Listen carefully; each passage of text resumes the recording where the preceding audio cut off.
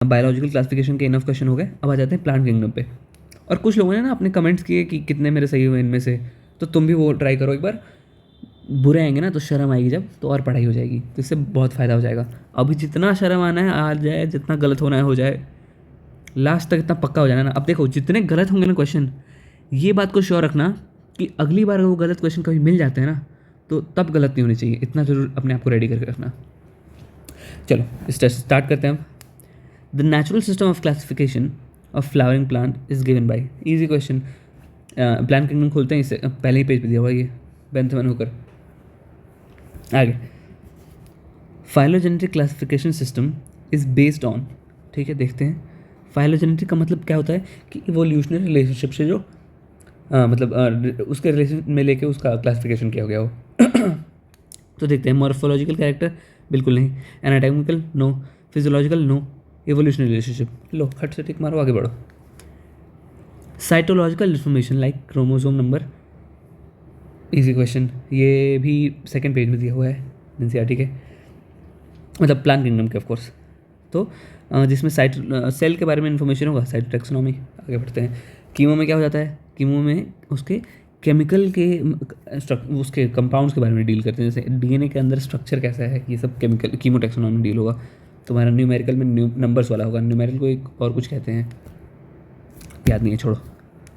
आगे, flagellated isogametes and anisogametes are found in. Flagellated isogamete and anisogamete किस में होते हैं? तो देखो ये ना आंसर तो होता है भाई क्लेमाइडोमोनास। कैसे?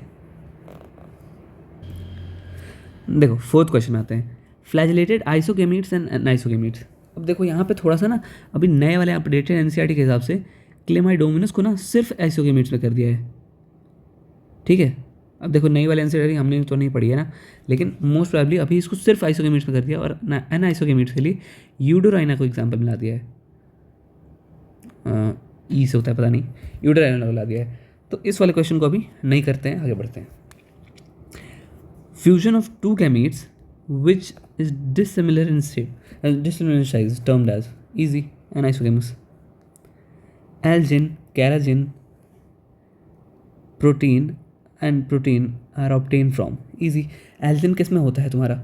ब्राउन एल्गी में होता है। कैराजिन किस में होता है? रेड एल्गी में होता है ना। और प्रोटीन चलो हमें एनसीईआरटी से मेरे को तो नहीं पता है कि होता भी है कि नहीं है, लेकिन एल्जिन और कैराजिन का पता है, ब्राउन और रेड है। और किसी में दिख रहा है ऐसा कुछ? नहीं, आगे मार के बढ़ो। Which of the following class of algae is rarely found in fresh water? Rare कौन सा है फ्रेश वाटर में? ये वाला क्वेश्चन ना अच्छा क्वेश्चन है, इसको रट ही लो। फ्रेश वाटर में रेयरली फाउंड होता है, ये मतलब एनसीईआरटी में लाइन है, ये बहुत छुपा हुआ सा लाइन है, अच्छे से दोगे तब मिलेगा ये। फियोसोफाइसी का दूसरा नाम क्या है? Brown algae. तो जाके ब्राउन एल्गी में पढ़ो, ये मिल जाएगा तुम्हें, ये है दिया हुआ। आगे बढ़ते हैं। विच of the following class of algae is mostly found in salt water? Salt water में कौन सा मोस्टली फाइंड होता है? ये भी रोडोफाइसी होता है। अब इन दोनों क्वेश्चन को ना अच्छे से जाके पहले अभी एनसीईआरटी में अभी चेक करो, तब जाके अच्छा कुछ बन पाएगा। आगे, what is the number and position of insertion of flagella in Rhodophyceae class of algae? अब देखो ये कहाँ दिया हुआ है, एक टेबल दिया हुआ है, हालांकि टेक्स्ट में भी दिया हुआ है, लेकिन एक टेबल दिया हुआ है, उसमें लिखा हुआ है। तो रोडोफाइसी यानी कि रेड एल्गी। अब रेड एल्गी में तुम बता दो, रेड एल्गी के बारे में क्या क्या बताया हुआ है? एक तो बताया है कि भाई रेड एल्गी तो मतलब एकदम लुल्ले होते हैं, उनके पास होता ही नहीं है फ्लैजिला, तो ये लो एब्सेंट। आगे बढ़ते हैं। In class Phaeophyceae the plant body is usually attached to the substratum. अरे देखो बहुत आसान, सबस्ट्रेटम से किससे अटैच होता है वो? होल्ड फास्ट के द्वारा। एक स्टॉक जैसा होता है, उसको स्टाइप कहते हैं। ये फिगर दिया हुआ है भाई, फिगर दिया हुआ है, ठीक है, फिगर दिया हुआ है तो उसको रट लो। उसमें स्टाइप दिया हुआ है, फ्रॉन्ट दिया हुआ है, यहाँ पे होल्ड फास्ट दिया हुआ है, ये रट लो, ये हो जाएगा। फिगर भी देखना पड़ेगा, फिगर सब देखते चलो। देखो कैसे क्वेश्चन आ गया, बिना फिगर के फिगर बेस्ड क्वेश्चन आया, तो ये तो देखना पड़ेगा ना तुम्हें। मोस्ट प्रॉब्ली आता है होगा सबको, क्योंकि बहुत ईजी था ये सबको आता है। Which of the following group of plant play an important role in plant succession in bare rock and soil? ये भी एकदम एनसीईआरटी की लाइन है। कौन सा होता है?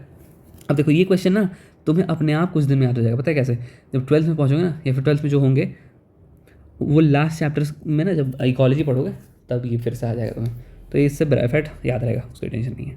आगे, dash represents the reproductive organ amongst the gymnosperms. Gymnosperm में कौन सा होता है? कॉन्स होते हैं। कॉन्स के लिए तो फेमस है ना पूरा जिम्नोस्पर्म। तो कॉन्स उनका रिप्रोडक्टिव ऑर्गन होता है। In bryophytes male and female sex organs are called. अब ब्रायोफाइट्स में male and female sex organ को क्या कहते हैं? ये भी याद करना सबसे आसान रहेगा उससे ही, टेक्स्ट से ही। टेक्स्ट में पूरा क्लियरली ये मेंशन है कि एंथरीडिया मेल वाला होता है और आर्चिगोनिया फीमेल वाला होता है। देखो भाई, प्लांट किंगडम ना सबसे मेरे को बुरा लगता है जो चैप्टर है सब में से। प्लांट किंगडम में इन्फॉर्मेशन बहुत ज़्यादा है, और वो भी ना इतना कंसाइज करके इन्फॉर्मेशन दिया है ना कि उसमें सेपरेट कर करके उसको याद करना इज़ अ टफ थिंग। तो उसमें थोड़ा टाइम लो तुम, इसमें अच्छे से टाइम दोगे तभी जाके हो पाएगा। मैंने बहुत टाइम दिया है प्लांट किंगडम को यार, बहुत ज़्यादा, बहुत रटा है, रोज़ भूल जाता था। आगे, laminaria kelps fucus weed rock weed. ये तो पता नहीं होता है कि नहीं होता है, लेकिन दिया है तो ठीक ही है। तो ये किसका एग्जाम्पल है? सिंपल, ब्राउन एल्गी का है। इसमें अब क्या समझ है? पायरानोइड्स, इसके लिए दिया हुआ है स्टेटमेंट, स्टार्च बिसाइड्स प्रोटीन या प्रोटीन बिसाइड्स स्टार्च। अब ये तुम्हें एक बार चेक करके बताना है। ये चेक करने वाला मैं इसलिए देता हूँ ना कि एक बार कम से कम बुक तो उसे बहाने खोल लोगे, खोल लेना, मैं मत करना कमेंट यार, लेकिन एक बार खोल के देख लेना कि प्रोटीन बिसाइड स्टार्च है या स्टार्च बिसाइड प्रोटीन है। खैर आगे बढ़ते हैं। Pyrenoids related to starch formation. आगे, in heterosporous pteridophytes belonging to a class lycopodia lycopsida sorry belonging to class lycopsida. Lycopsida में दो थे, एक लाइकोपोडियम और एक सेलेजिनेला। आगे बढ़ते हैं। इससे भी पता चल गया ना कि हेट्रोस्पोरस टेरिडोफाइट है सेलेजिनेला। ठीक है, आगे, which of the following pteridophyte belong to class pteropsida. Pteropsida से कौन कौन सा बिलोंग करता है? 3 थे, जिनमें से 2 यहाँ दिया हुआ है, टेरिस, एडियंटम एंड ड्रायोप्टेरिस। ठीक है, तो ये 3 थे। आगे, cycas and Adiantum resembles each other in having. ये वाले अच्छे तरह के क्वेश्चन हैं। इनको तभी कर पाओगे ना जब तुम पूरा हर एक का एक एक चीज़ याद कर रखा है तुमने, हर एक का जितना टेक्स्ट दिया हुआ है सब कुछ याद कर रखा है, तभी जाके तुम इसको कंपेयर कर पाओगे। इसमें कंपैरिजन क्या है? दोनों का ना स्पर्म जो होता है वो मोटाइल होता है, समझ गए? आगे,